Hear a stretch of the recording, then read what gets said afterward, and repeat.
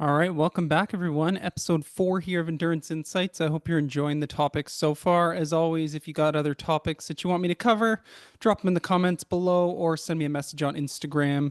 Always happy to cover any topics that you are interested in. Our three topics today are all going to be run related today. So, the three I'm going to cover are why running feels so hard some days. The next one is going to be how different paces should feel, everything from like an easy to a steady to a threshold to an interval or VO2 max type of pace. What should these feel like? And then our final bit is going to be some of my favorite signs of running and athlete maturity. So when you've got to the point where you can block out all the haters, block out all the other stuff, and really focus on the things that drive improvement and performance and happiness while we're doing this. First one, let's cover off why running feels so hard some days. So, here's a checklist you can kind of go through sometimes when you're noticing maybe just a run feels a little bit off, and that's totally fine. Like when you think about these stress buckets I talk about, of like when you have a good balanced plan that you almost have a third falling in each bucket. So, the first bucket being kind of the I feel like crap today bucket, the middle one being, oh, neutral, felt kind of how it should have. And then the third one being the day you're just flying out there. You should have some sprinkles in each of the buckets if you're doing the right sort of plan. And if you have way too many in either of the buckets on mostly on the either end, so either feeling way too easy all the time or too hard all the time, then you probably need to maybe adjust your paces or look at the other factors playing in. But why does running feel so hard some days? So, this is kind of the checklist that I always go through with the athletes if I'm maybe not sure of where they're coming from on this.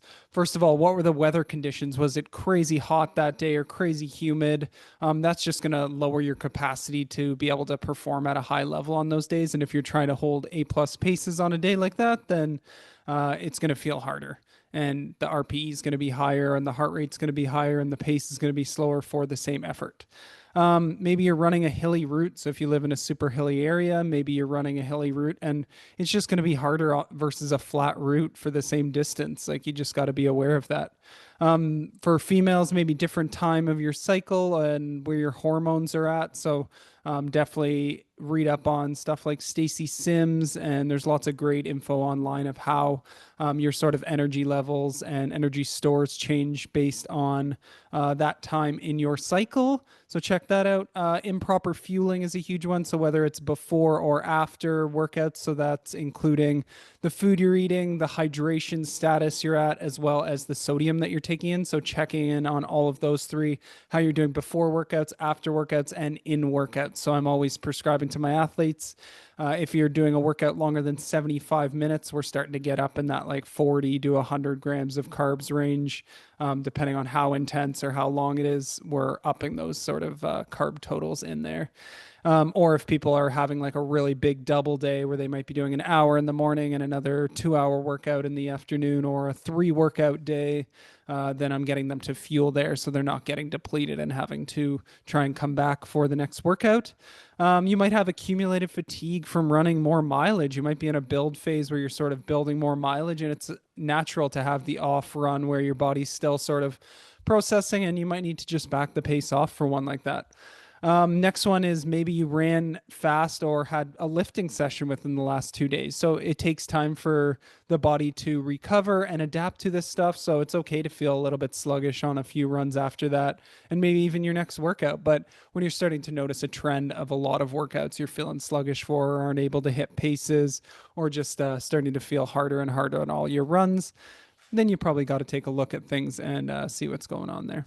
And then a final one that we definitely all diminish and try and put training and life in two different buckets. But one of the biggest ones is just looking at the other stressors in your life. So are you stressed at work or with family stuff, and getting maybe a lack of sleep and all of that stuff just compounds into making the activity feel harder.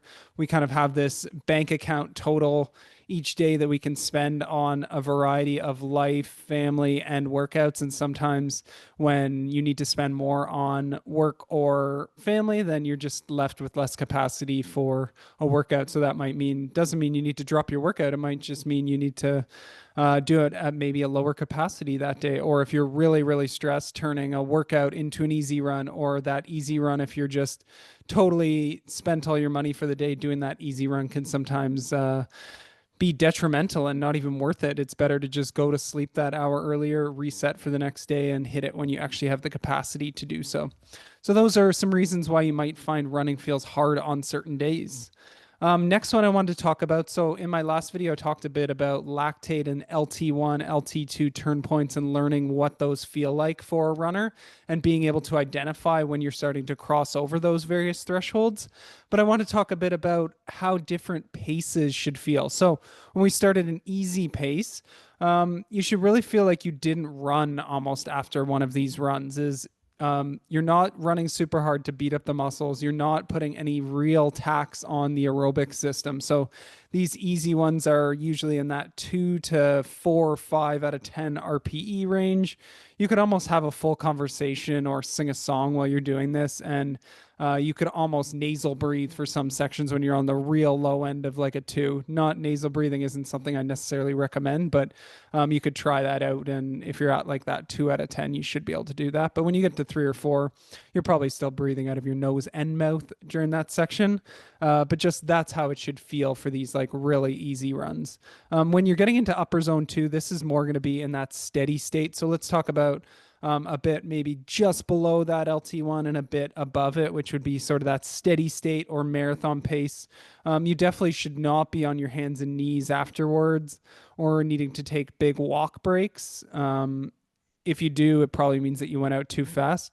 So it feels comfortable, but not easy. And it takes a lot of your focus. So you still got to keep the focus on your rhythm, driving the arms, keeping the breathing in check. But it's more in that like 5 to 7 out of 10 range. So you could do this for a long time. You're doing it for some of those longer zone 2 long runs or a marathon. So 3, 4 hours where you're going at that steady state. So shouldn't feel that lactate building up. Your breathing should still be very much in control. You could say a few words to a person beside you.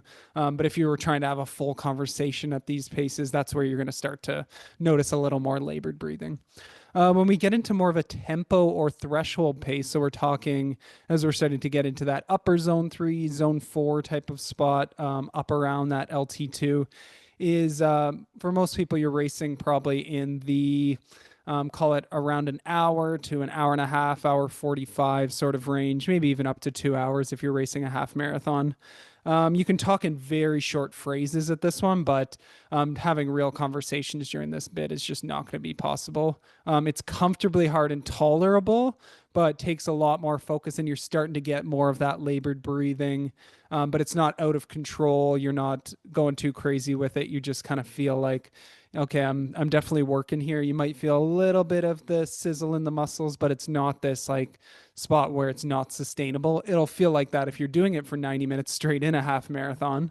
But we're starting to get into that like 7.5 to 8 out of 10 sort of perceived effort level. And then our final one is like this interval or top end sort of 5K, 10K or faster pace. You're maybe able to say one word at a time, but that's about it.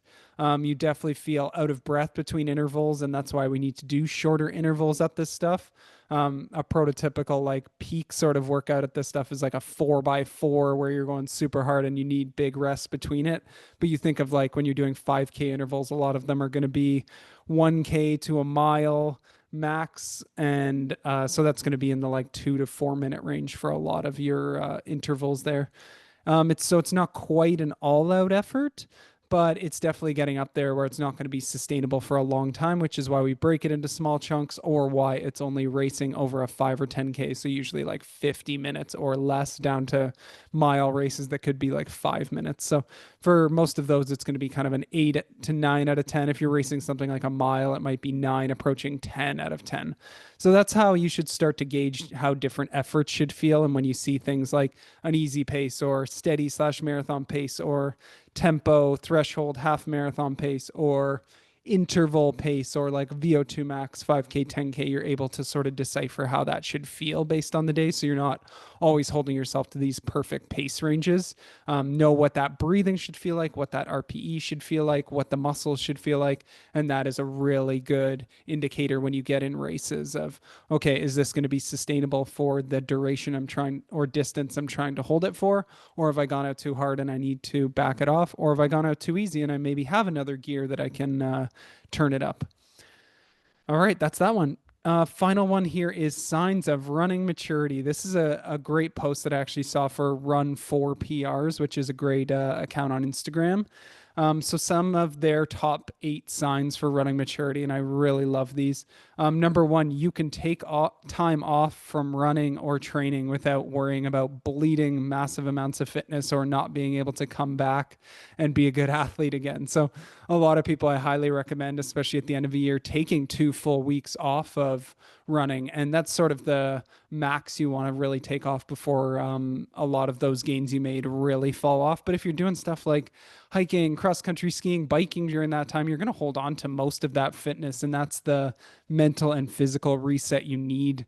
When you have high highs, you need low lows to be able to take that next step up. But the key thing is not just taking like loads and loads of time off, like months and months, because then you're going to start further behind or where you started the last time and only be able to maybe build to where the peak was the last time instead of taking a step up each cycle. Next one is you don't expect a PR at every race every time. I've been in this sport for 15 plus years when it comes to running, 10 plus years in triathlon.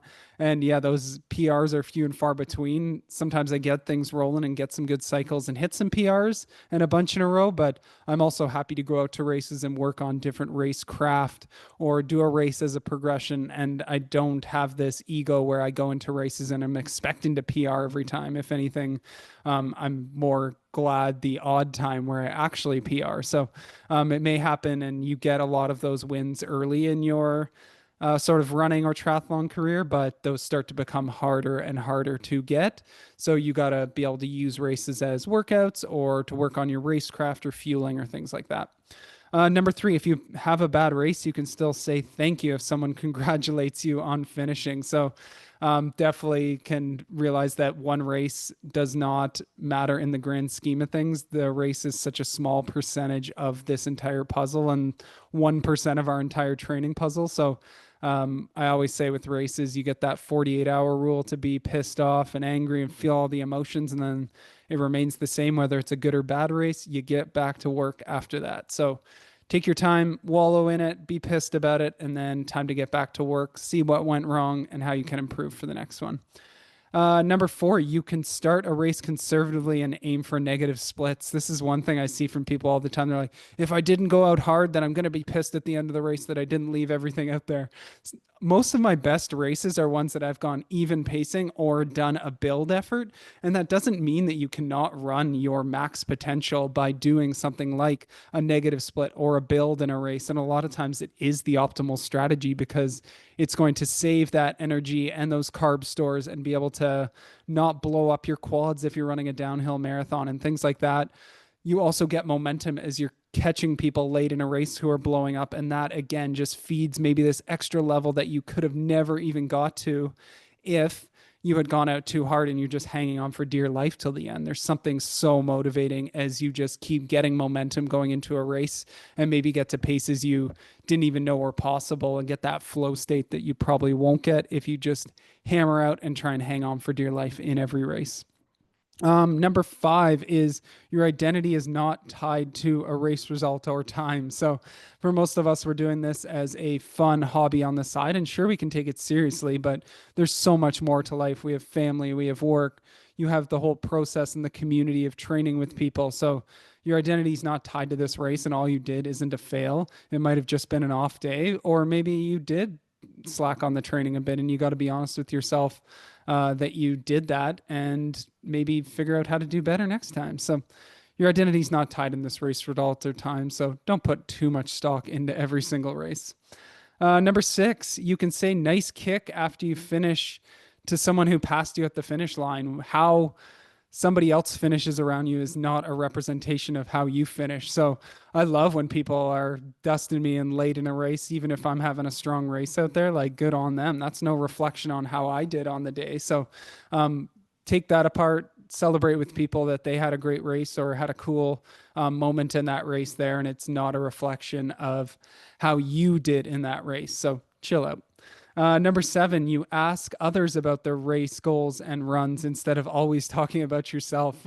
Be curious. You can always learn from people, learn about their journey or what they're doing in training, or just it's a great way to be able to connect with people. I think the best people out there who connect are people that ask others questions and are genuinely curious about people's situation or how they got to where they are or where they at, and then they can connect on a deeper level and forge cool friendships that no matter what pace you are, and even if it's you're running different paces than someone, you can still connect on that level.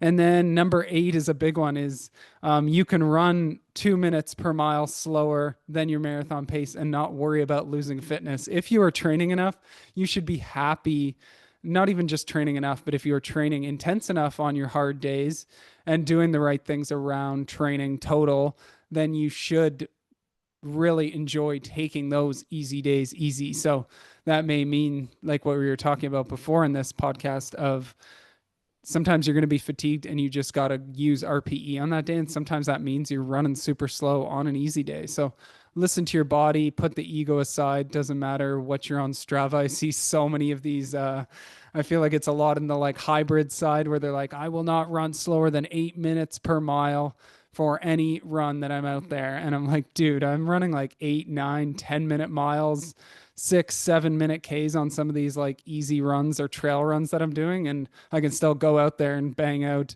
under 6 minute miles for tons of intervals, or under 340, 330 a K and race at those. Even though I do easy runs there, I leave capacity for when it matters in the key workouts and in racing. And I don't put my ego into how fast I run those easy paces. So put the ego aside. Those are just some key things that I see of athletes that become mature in their running journey and enjoy the process more and get tons of amazing results that go with it. So that's our episode for today. Hopefully, hope you enjoyed it. Toss a like and subscribe if you are enjoying this stuff, and share it to your friends. It helps get the word out there and allow me to continue to do this. So hope you enjoyed the episode, and we'll see you next week for episode 5. Cheers.